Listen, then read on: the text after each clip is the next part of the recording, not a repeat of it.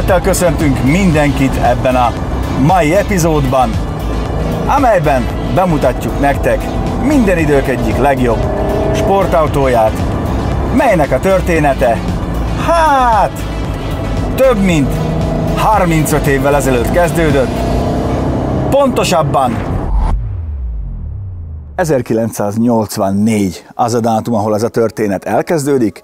1984-ben gondolta ugyanis úgy a Honda, hogy megmutatja, hogy az, amit feltételeznek róluk, vagy azt, amit demonstrálni szeretnének, ami sikert elértek motorkerékpárgyártás, illetve már akkor autógyártás terén, hogy az nem véletlen. 1984-ben döntötték el, hogy ők bizony építenek egy akkori kategóriájához, akkori mércével nézve, egy igazi sportautót, mondhatni, egy szupersportautót.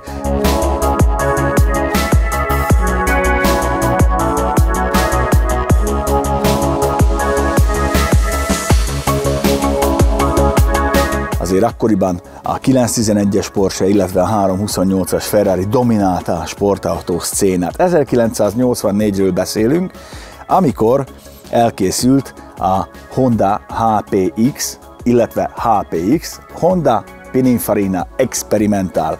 Ez volt a rövidítése neki.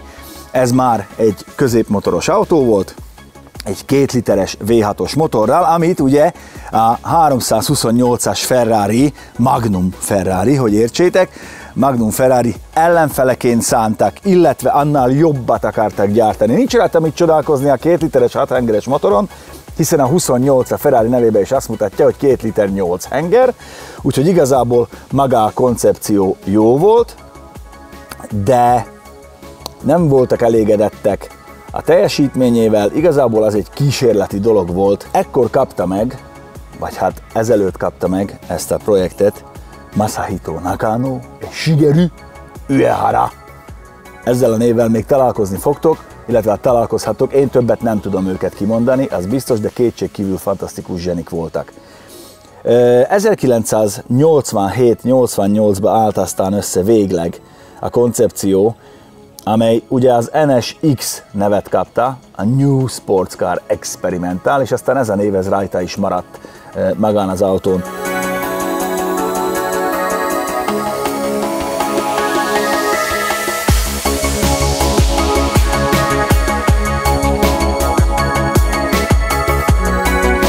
És hogy miért annyira fontos, vagy mitől lett annyira kultikus, miért számított annyira mérföldkőnek az autógyártásban ez az autó, ahhoz meg kell értenünk egyrészt a korszakot, bele kell helyeznünk a korba, másrészt a filozófiát, ami mögötte van, ami úgy a koncepciójában, mint gyártás technológiájában, mint a fejlesztésben és főleg a végeredményben manifestálódott, és amit nagyon-nagyon sokat emlegetnek ezzel az autóval kapcsolatban, ez pedig az egyensúly, a balansz. Ez ilyen humbuknak tűnhet, és szerintem ideje megmagyarázni, hogy miért olyan fontos az egyensúly. Nem csak a menettulajdonságokat tekintve, hanem mindent tekintve. Ahhoz, hogy ezt megértsük, vissza kell repülnünk az időben a 80-as, 90-es évekbe, hiszen 1990-ben mutatták be magát az NSX-et, akkor már így hívták, és mivel az Egyesült Államokban mutatták be, ahol a Honda Acuraként futott, illetve az Acura volt a Honda luxus márkája, ezért ennél autentikusabb példát nem is tudtunk volna hozni nektek, mint egy 1991-es Acura NSX-et, méghozzá az 1398. legyártott példányt, ami teljesen gyári, teljesen tuningmentes, így volt, így nézett ki, ilyen volt ez az autó, amikor kijött a gyárból.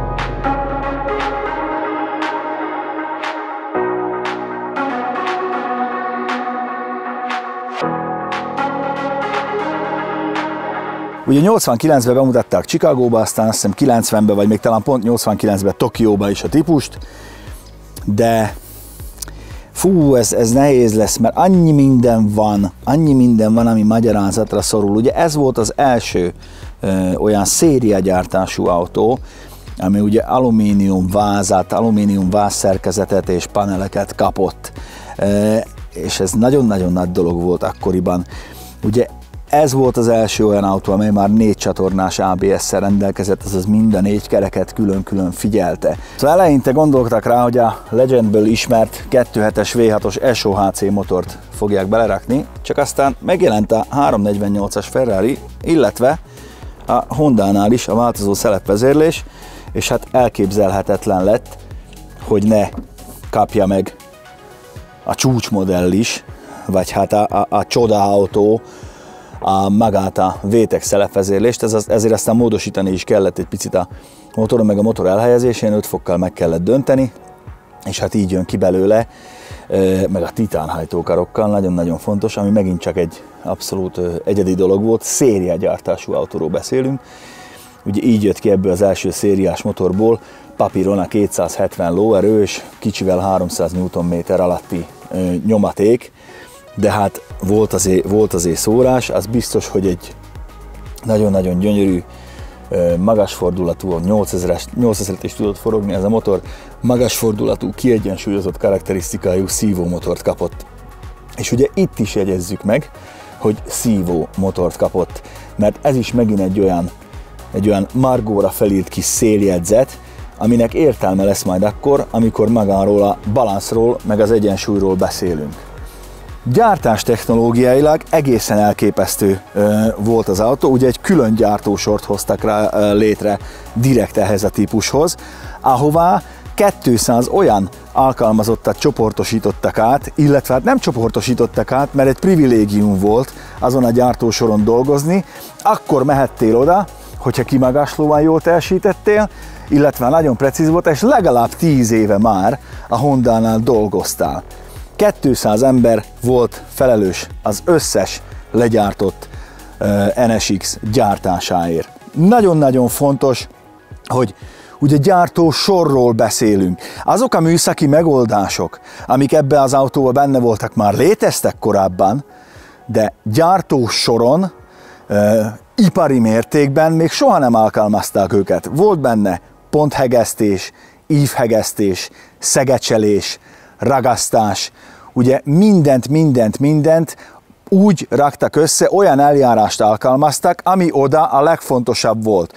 Ugye a nagyon nagy terhelésnek kitett elemeknél, hosszú a tetőnél, a hoztartóknál, hozgerendáknál 6000-es szériájú alumíniumot használtak, a kevésbé stresszelt, illetve terhelt elemeknél tűzfal, padlólemez, ahol viszont sokat kellett hajlítani, és jó formálhatóság volt a szempont, ott 5000-es szériájú alumíniumot használtak. Igen ám, de a 6000-es szériájú alumínium a hegesztéseknél ugye kilágyul, ugye a hőhatások miatt veszít a merevségéből. Ezért teljesen egyedülálló módon hatalmas kemencék voltak a gyártósoron, ahová tulajdonképpen a kész vázat karosszériát betették, rásütöttek, így a hegesztéseknél a szilárdság visszanyerte az eredeti állapotának a 95%-át.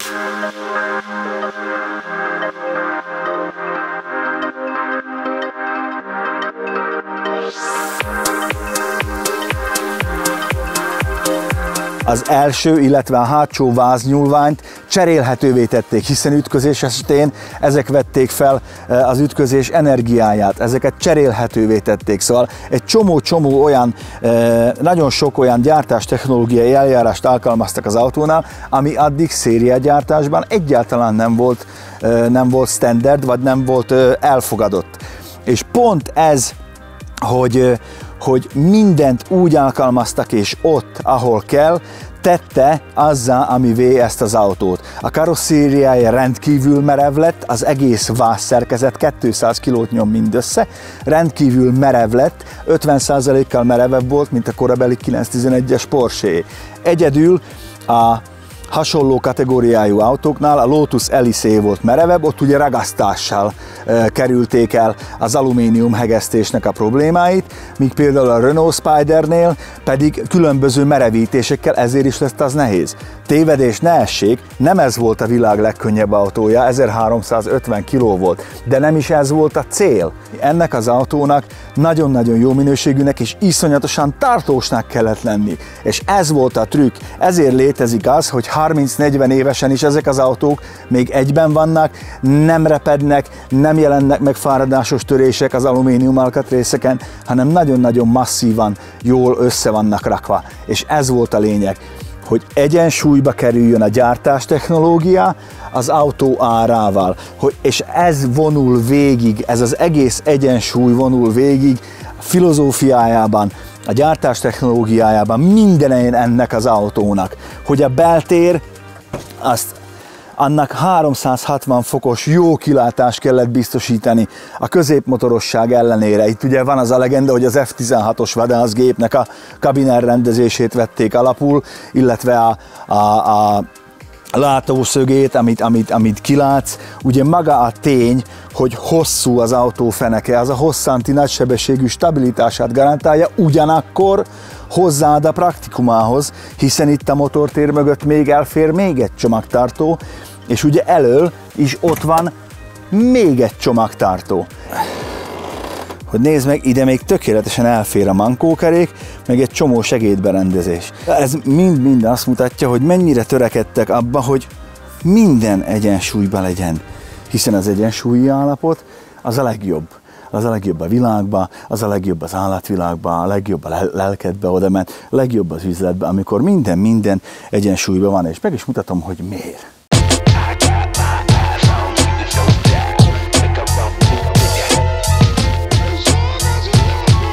Merch termékeinket megtalálod a the-zoneshop.hu weboldalon.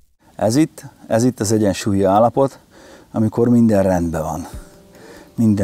Minden jó, minden szuper. Na most, mi van akkor, ha elkezdesz fejleszteni egy autót, nézzük a fejlesztés oldalát, oké? Lehet, hogy űrtechnológiát fogsz használni, hopp, és már látod, kibillentett a szél. Mert miért jó az egyensúlyi állapot? Mindenhol, meg mindenkor. Mert amikor egyensúlyba vagy, így, a legérzékenyebb vagy minden oldalról a behatásra. Innen is, onnan is. Érted a világot, érzed, hogy mi történik. Mert egyformán tudsz reagálni mindenre. Na most, ha elkezdesz nagyon komoly technológiát beletenni az autóba, hogy a legkönnyebb legyen a világon, vagy valamiben a leglegyen, akkor elkezded billenteni ezt az egyensúlyt, elkezdesz drágán fejleszteni, drágát technológiát használni, ergo látod, hogy itt a másik oldalon ezzel szűkíted a vevői kört, mert az autód egyre drágább lesz. Egyre kevesebb embert érsz el vele. És az egyensúlyi állapotból kibillenni nem jó, mert akkor sokkal nehezebb lesz megint visszatérned belé. Szóval így kész, kibillentetted.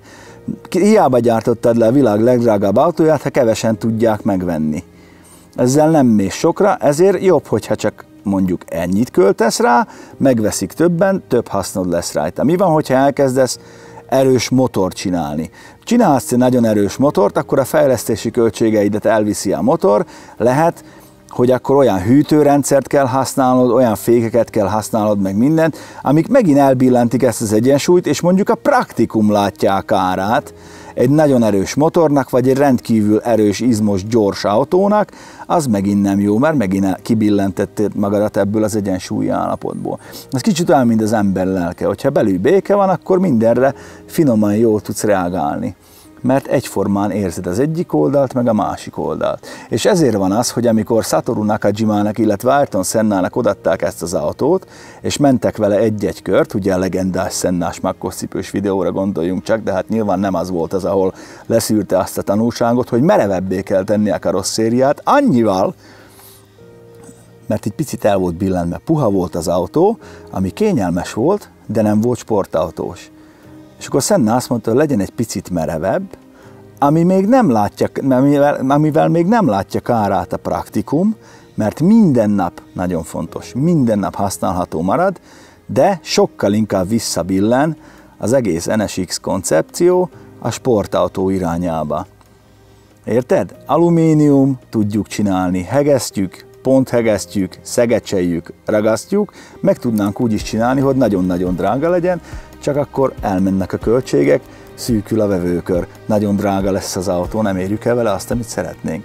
Ez volt az első olyan autó, amely a mindennapokban használatos, lényegében szupersportautói, korabeli szupersportautói attribútumokkal rendelkezik. És ez az az egyensúly, ami végig vonul, ezért nagyon-nagyon fontos. Ez az egyensúly, ami végig vonul ezen az egész NSX-en, hogy pont középen van a motor, úgy 50-50% a súlyelosztás, hogy ha te benne ülsz a sofőrülésbe, szóval nem csak így üresen, hanem az átlag 70-valahány kilós, hát az nyilván nem én vagyok, sofőrrel számolva lesz tökéletesen balanszba az autó.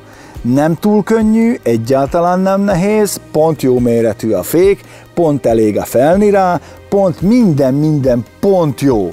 És ha megvan ez az egyensúlyi állapot, akkor lényegében megkapod a tökéletes autót. És ezért mondják rá, hogy olyan volt, mint a Ferrari, csak jobb.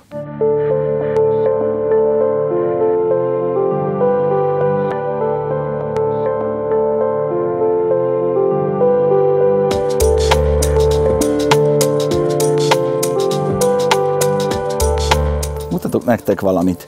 Apróság, de nagyon fontos. Sok mindent elmond. Nézzétek meg a sluszkulcsot.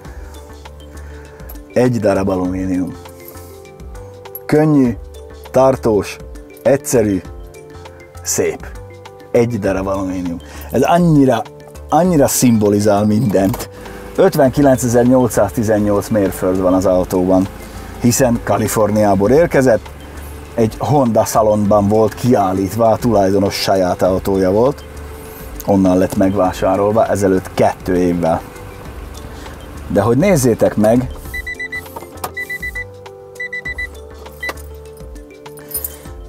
meg, hogy belül is mennyire, kicsit én magasabb vagyok, elektromos, mennyire minden kézre áll, mennyire minden körülöleli az embert. Itt van például a magasságában állítható kormányoszlop, sőt, süllyeszthető is. Bocs, magasságában nem állítható, de süllyeszthető. Megvan az eredeti rádió, nagyon ritka. Minden arasznyi távolságra van. Közel van a kézifék a váltókárhoz. A váltókár itt van. Kell-e magyaráznom, hogy miért ez az ülés pozíció? Tényleg nagyon-nagyon jó a kilátás. Vékonyak az A-oszlopok. Hátrafelé is kilátni, és ugye itt van mögöttünk az autó tömegközéppontjában, a hátsó tengely előtt, keresztben a 270 lovas, nagyon forgós V6-os, és a piros mező 8000-nél kezdődik. Egyszerű, de nagyon-nagyon finom. Tempomatos. Nyilván ez az NC1-es nagyon-nagyon első szériás változat, én ezért szeretem ezt a legjobban, mert ez az igazi, talán az első, ez fejezi ki legjobban a filozófiát mögötte. A Limiten természetesen ez is úgy viselkedett, mint a többi keresztmotoros autó, de nagyon-nagyon magasan volt ez a limit. Az R változatnál aztán plusz merevítésekkel tették még inkább stabilabbá, de hát egy egészen fantasztikus mérnöki teljesítmény az egész, és a végtelen precíz kidolgozás jellemzi, hogy ez egy 35 éves autó belső, makulátlan mindene. Nézd meg ezt a váltókárt, a létező legegyszerűbb dolog, és hogy 5 sebesség, extrém rövid váltóút. Vezettem már NSX-et, imádom, szeretem, hopp, egy kis árnyékoló azért akad itt is. Ne süssön a szemedbe a nap, mikor éppen te így gangolsz föl a szerpentinen. Légzsákos, kis sminktükör is van, mágneses. A finomság, a nagyon-nagyon precíz kidolgozás jellemzi, és hát az üléspozíció az meg. Készen vagyunk. Menjünk vissza oda, ahol ez az adás elkezdődött, ahol ez az autó igazán jó.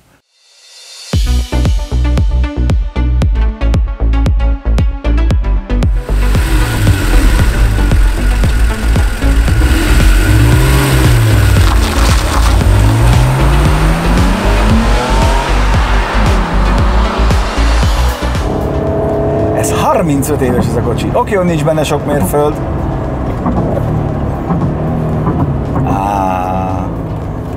Figyelj!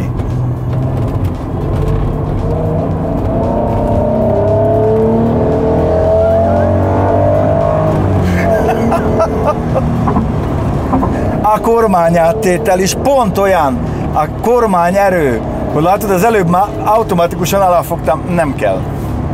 Tudod milyen ez? Mint egy gyönyörűen olajozott automata Seiko szerkezet 1991-ből. A szívóhang. Gázfröccs ember! Gázfröccs, amit elfelejtettünk már 2026-ban, mert semmi értelme nincs, hogy aha. Basszeg, hogy fordul Frank?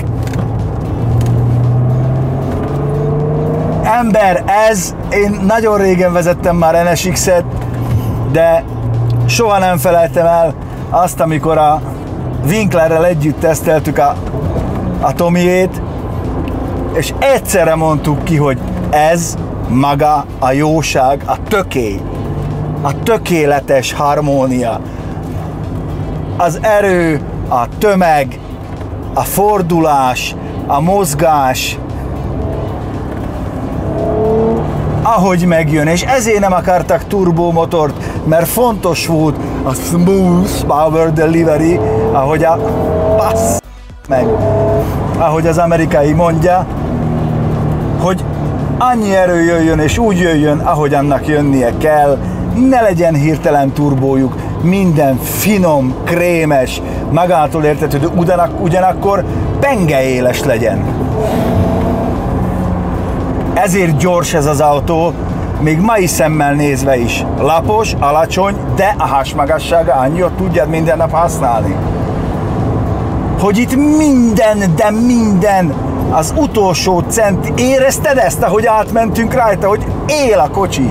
Malomkerék nélkül is él az autó. Kéziváltóval, rendes kuplunggal, 35 éves dolgok működnek itt így. Hogy amikor a Honda becsülettel, tisztességgel, mániákus, aprólékos precizitással megcsinál valamit, hát ezért lehet ezeket szeretni. Úristen a magaségből!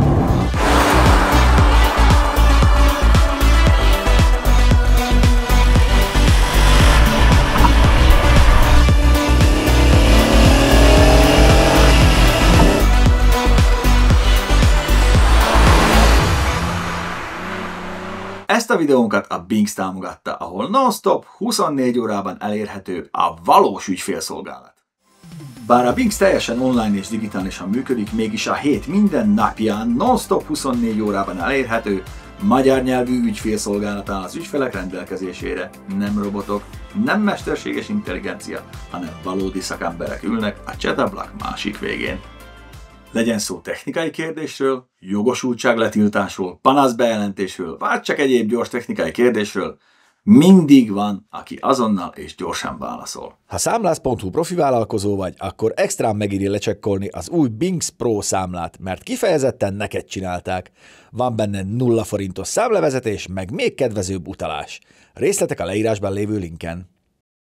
És aki ült már jó autóba, aki nincs beoltva autózás ellen, az összes barátom, aki érti meg érzi az autót, az tudja, hogy ez a kocsi, ez egyszerűen úgy jó, úgy tökéletes. Ez egy tökéletes autó, ahogy van. Hát figyelj, nem, kész, ez egy etalon. Ez azóta is egy etalon. És már jönnek a kommentek, én a TDI Passatommal körbeautózom, bá. Itt, gyere, ide. Hozd ide gyári állapotba az autódat, és próbáld meg. Ez nem arról szól, hogy gyors, persze, gyors, ez még ma is gyors. Nem arról szól, hogy beleprésel az ülésbe. Ez arról szól, hogy kerek legyen, mindegy tökéletesre csiszolt gombolyag. És arról szól, hogy élvezd minden egyes percét, minden egyes mozdulatát ennek az autónak, minden egyes mechanikai finomságát. hogy betapad a hátulja, nem villogál már a traction control, ez meg van csinálva. Amit amúgy ki tudsz kapcsolni egy gombbal.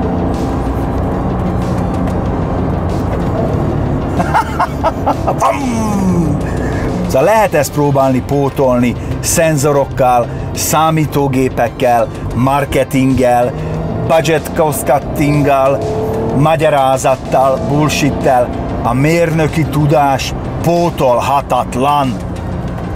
Pótolhatatlan. És tök mindegy, hogy neki most 6000-nél az gázfröccsöt, mert ott van, hogy 8-nál kezdődik a redline.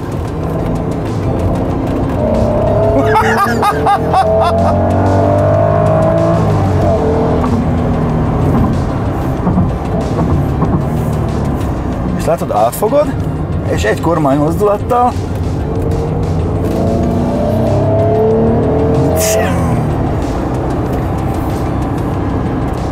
lenyomata vagyunk már csak ennek a kornak. Nincs már ez a világ. Töltésjelző, olajnyomás, minden így. És van, amikor mondják, hogy az idő megszépíti az emlékeket. Ja. Csak azok az emlékek is szebbek voltak. Fantasztikus egy gép. Még mindig gyönyörű minden, amit csinál. Minden tökéletes. Pont. Kapcsolja ki.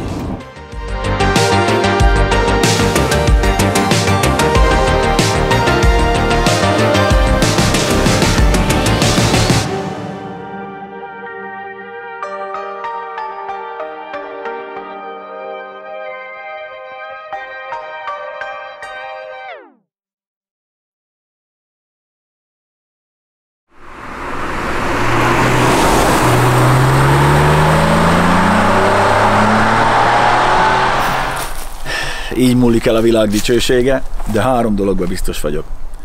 Nem ez a világ legerősebb sportautója, nem is a világ leggyorsabb sportautója, de szerintem a világ legtökéletesebb sportautója. Az egyik, de talán a legtökéletesebb. Iratkozzatok fel, kövessetek be minket, folytatjuk még, hát ilyesmikkel is. Szevasztok! Ha tetszett a videó és támogatni szeretnél minket, várunk szeretettel a Donablin, ahol még több tartalmat nézhetsz tőlünk, azonban egy sima lájkkal és feliratkozással is tudod segíteni a munkánkat. Köszönjük a figyelmet!